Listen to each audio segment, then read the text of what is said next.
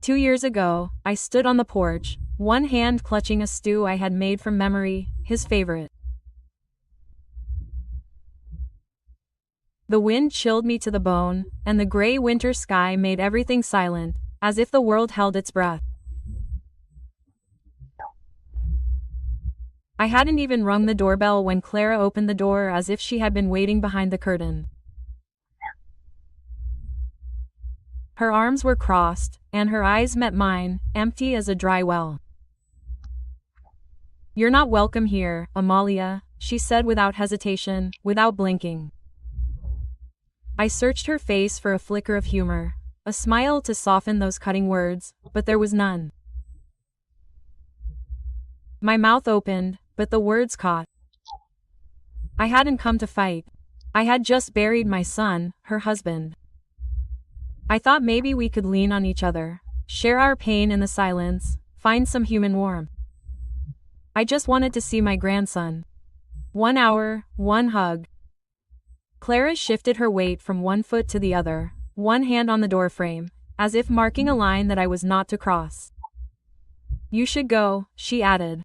"This isn't a good time." I glanced over her shoulder, searching for a glimpse of my grandson, his toy truck, a piece of bread on the table, any sign of life. But the hallway behind her was spotless, silent.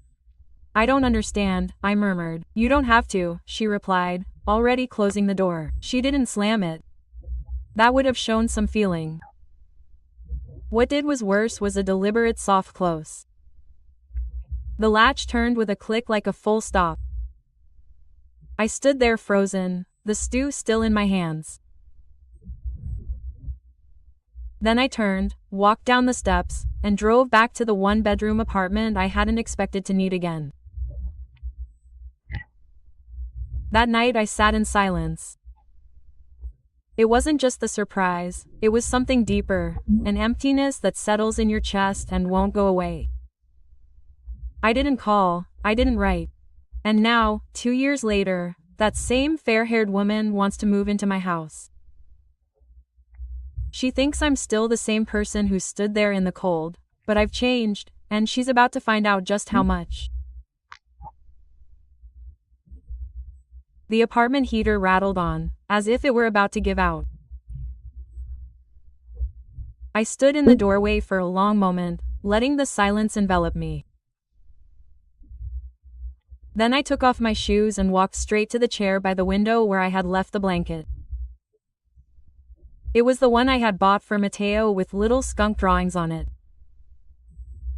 I imagined him laughing like when I hugged him tightly, although the truth is that the blanket never reached his hands. I folded it carefully, more slowly than necessary, smoothing the corners, lining up the edges. Then I put it in the duffel bag, which I had carried as if it were hope. The room felt emptier than before. The armchair was sagging in the center. The lamp leaned a little with its base broken and the sewing machine in the corner gathered dust, but it was still there. Waiting for me. I hadn't used it in months, not really, only for small repairs, hems, buttons. But now I felt like it was the only tool that still recognized me, and I opened the shoebox I kept in the back of my closet. There was what was left of the life I shared with Esteban. An envelope with insurance money, some old receipts, and a letter from the funeral home. It wasn't enough to bury the anger I carried, but it was something. A start, if I squinted. I didn't cry, I didn't scream. I just grabbed the tape measure, the one with the blurry numbers and the frayed edge. I ran it across my wrist, then down the sleeve of a shirt I'd been meaning to fix for months. My fingers moved on instinct. I started the machine and pulled out the scraps I'd accumulated. Leftover curtains, dresses, tablecloths, things that no one else wanted. Piece by piece I began to sew them together. Not because I had some grand plan, not because I thought it would save me, but because it was the only thing that still made sense. and somehow that thread began to hold more than just fabric. At first it was just the neighbors, someone who needed a new zipper, a hem for Sunday Mass. I didn't put up any announcements, I didn't even open the door without looking through the peephole, but people came by whispers and word of mouth.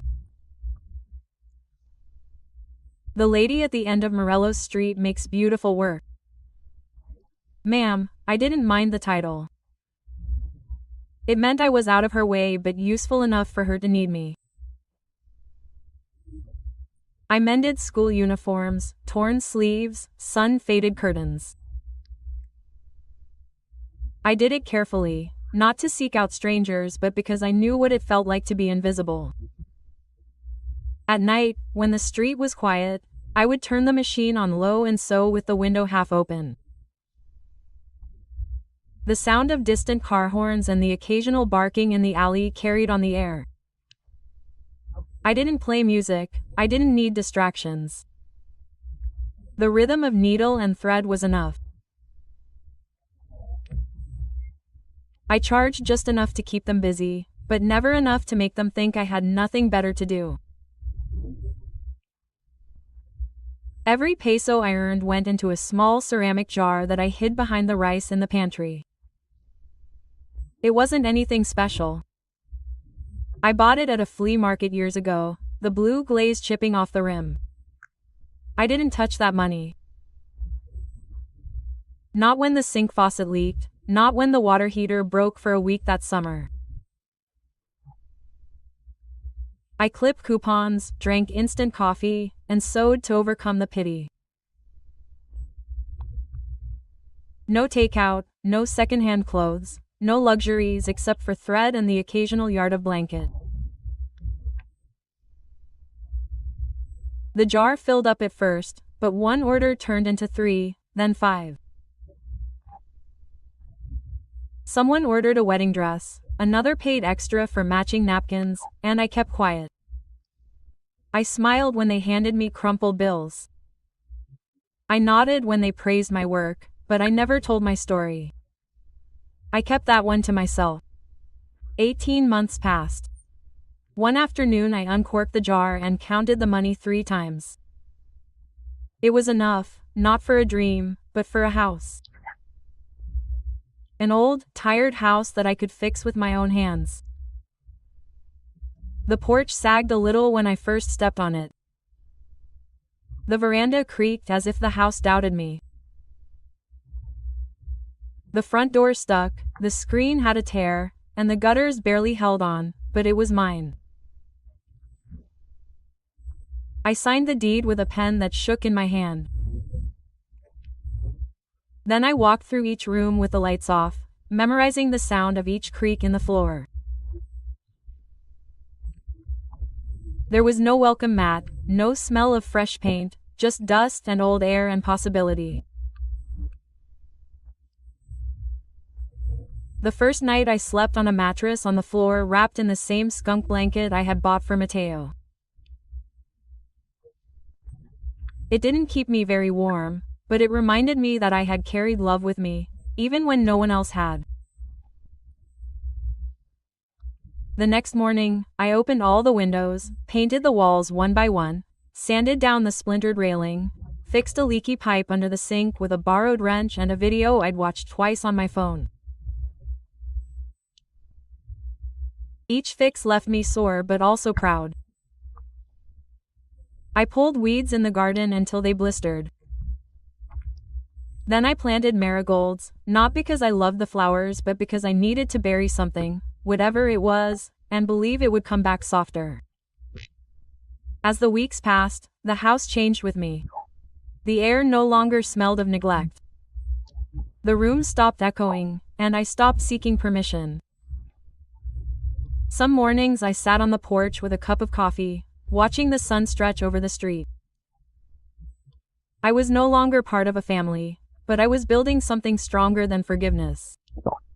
I was building peace. And then, just as the empasuchi were poking their golden petals above the ground, my cell phone rang. The name on the screen glowed like a ghost, Clara. I stared at it, my heart steady, my hand still. 2 years, not a word, not a photo, not a single message.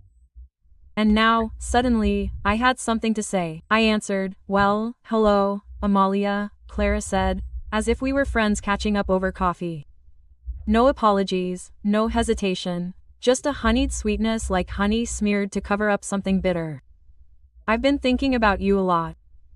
I didn't say anything at first. I let the silence stretch until it weighed heavily on her bright tone. "Well," she continued, "I've been in a tough spot. The lease is up and everything out there is impossible. You know? Rents are through the roof." I didn't respond with pity, I just waited. "I was thinking," he continued in a light voice, as if he were offering a favor, "that maybe I could stay with you for a while, just temporarily, until I get back on my feet.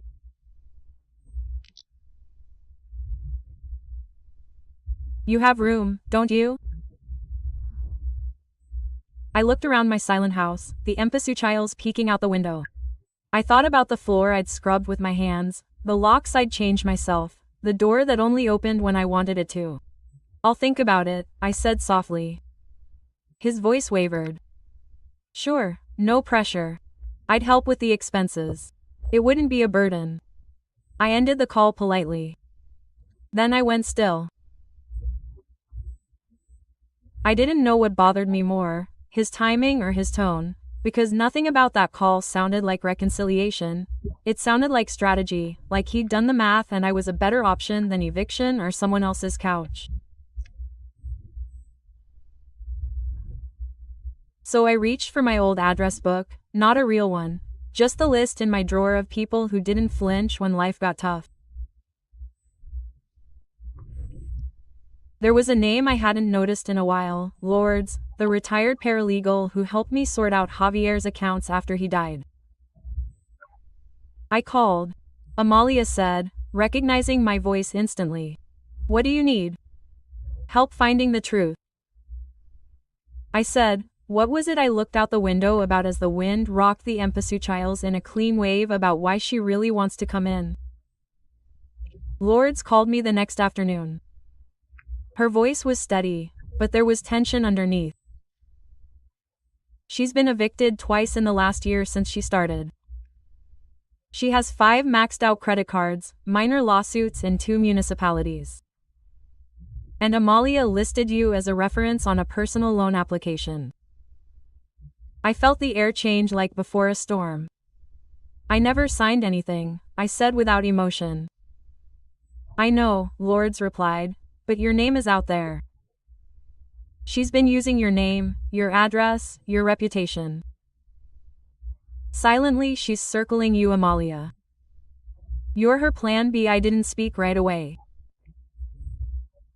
I sat at the kitchen table with my coffee, the light from the curtains growing cold, drawing lines on the floor like a ledger.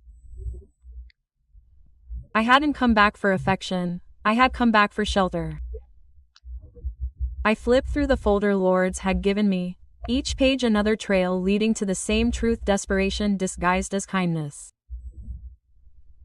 A strategy dressed up as affection, but instead of anger, I felt something clearer. She thought I was weak, still the grieving mother-in-law who would be broken by a smile and a plate of food. But she didn't know the version of me that grew from that broken foundation. The woman who painted her own walls and repaired her own roof, who stitched a new life together with threads no one else wanted. I made a decision. If Clara saw me as her safety net, I would cut the thread gently, but first I would test the strength of her intentions. I dialed her number. When she answered in that honeyed, hopeful voice, I lowered mine just enough to sound uncertain. I made the call at dusk when the shadows lengthen in the room and people feel safer behind their walls. I wanted her to let her guard down. I softened my tone. I let my voice shake a little.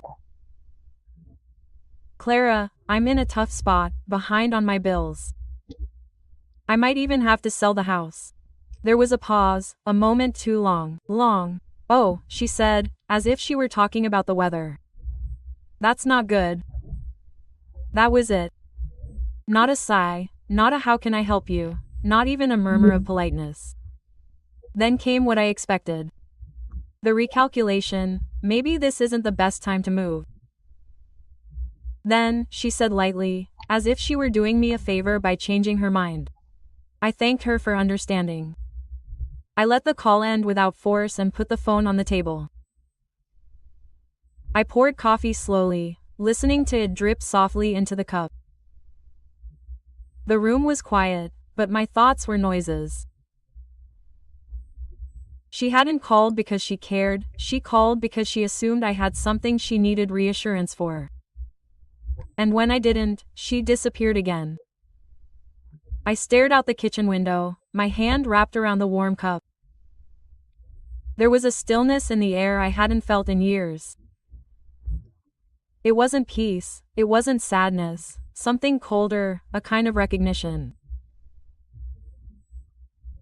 This wasn't the daughter-in-law I once knew, the one who laughed with me as we folded baby clothes on the couch or helped me to bring soup while my husband was recovering from surgery. That version had long since vanished. In its place was a woman who measured every conversation like a transaction. And I had let her reveal her game without pushing. She showed her cards the moment she thought there was nothing to be gained. With the truth in my hand, I could drop the pretense. I rinsed my cup, dried it with the same towel I had used that morning, and picked up the folder Lourdes had given me. It was time to prepare for the next visit because I knew it would come. She arrived on a Sunday afternoon without warning, as before, as always. An arrival designed to catch you off guard and force your hand. I opened the door but did not step aside. "Hello, Amalia," she said with that coolness that erases 2 years as if they were a forgotten holiday. "I have been thinking. Maybe we can make this easier on both of us." She looked over my shoulder, measuring the house. I noticed. "And if we sell this place, you could look for something smaller. I can help you with the sale. We split the profits, everybody wins." He smiled like it was a generous offer, like he hadn't planned it all out. "I mean, you're my only family," he said more softly. "It just makes sense now." I let his words hang without nodding, without accepting. Then I asked if he was really in a bind last week. "Why didn't you offer to help?" Then, there was the pause. The moment he ran out of rehearsed lines, I didn't want to intrude. "Sure," I said quietly. He shifted his weight from one foot to the other. His eyes flickered to the cempasúchiles blooming behind me. "Flowers she didn't plant, didn't water. I just want to make things right," he said more faintly. "Start over." "But nothing's changed," I replied. "No, really, you only came back when you thought there was something here for you." His jaw tightened. "That's not fair." I held his gaze. "What's not fair is using my name on a loan application I never saw." He froze, his breath catching in his throat. "I know. Clara," I said, "I saw the lawsuits, the evictions, the lines of credit, and the part where you put my name as a reference without asking." His face paled. "You've been prying into my life," I didn't say. "I sought the truth because you stopped offering it." The wind blew across the porch, tugging at the hem of her jacket.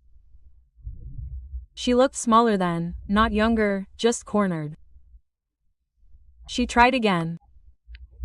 "Can we at least talk about options, something that works for both of us?" I stepped back, not to invite her in but to plant myself more firmly in my space, because this time I wasn't going to budge an inch. I stood in the doorway I'd rebuilt with my own hands, the frame painted, the hinge repaired, a wreath of dead branches I'd woven from what grew in my yard. It wasn't much, but it was mine, and I wasn't going to let her rewrite it.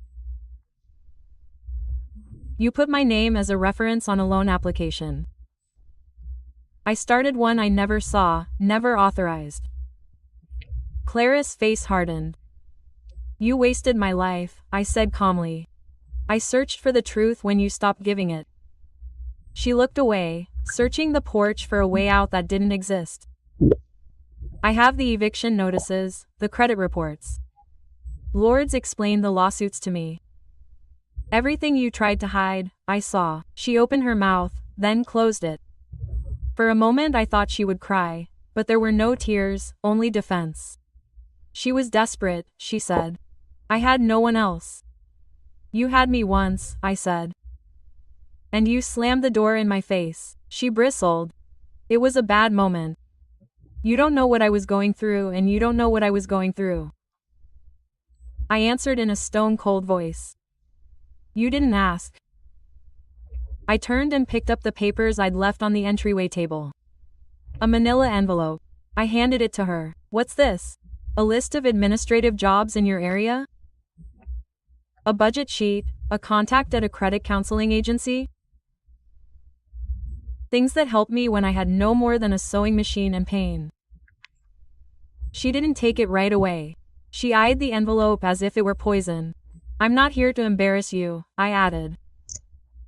I'm here to protect what I've built. You're not entitled to it just because it's convenient.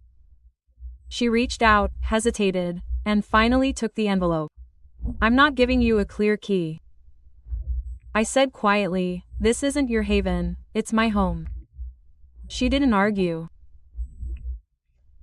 Not out loud, she just stood there on the porch, her world reduced to a closed door and the sound of sempacachol leaves rustling behind. Inside my house was still quiet. My peace intact. She didn't say another word. She turned, her shoulders stiff, and walked down the path she'd once thought led somewhere easy. I didn't call out to her, didn't explain myself. I'd done enough of that in my life. I closed the door with the same calm strength with which I'd built everything else. No slamming, no drama, just certainty. I turned the lock with steady fingers and walked into the kitchen. The kettle was still warm. I brewed a cup of black coffee, no sugar. Morning light streamed through the sink window. Outside, the empasuchiles I'd planted 2 springs ago had bloomed again, golden and alive against the dark earth, defiant in their survival.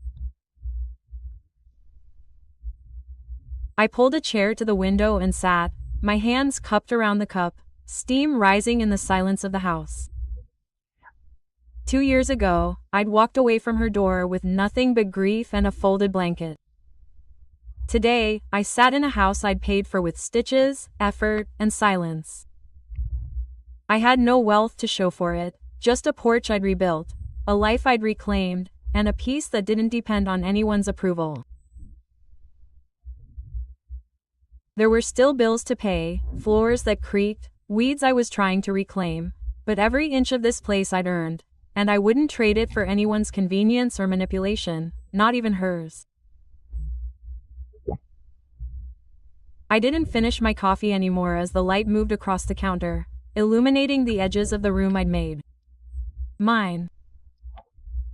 Outside the gravel path was empty, no car, no footsteps, just the marigolds blooming without permission. I sat back and let the silence settle. If she ever returns, not with plans or pity, not with sweet voices hiding a rotten core, but with truth, humility, and something real. Well, the door is still here, but it doesn't open for excuses. Only for respect.